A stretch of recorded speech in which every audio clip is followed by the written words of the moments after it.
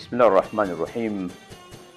Kwa heshima napenda kuwaalika walimu wote wa madrasa, wanafunzi wote wa madrasa wa mijini na mashamba, kike kiume, kuhudhuria katika mashindano makubwa ya kimataifa ya Qur'an tukufu ambayo yatafanyika siku ya Jumamosi tarehe 31 mwezi wa kwanza 2026 hapo katika msikiti mkubwa wa Jamii Zanzibar Mazizini. Tunatarajia mgeni rasmi katika tukio hilo adhim atakuwa ni Alhaj Dr. Hussein Ali Mwinyi, Rais wa Zanzibar na mwenyekiti wa Baraza la Mapinduzi.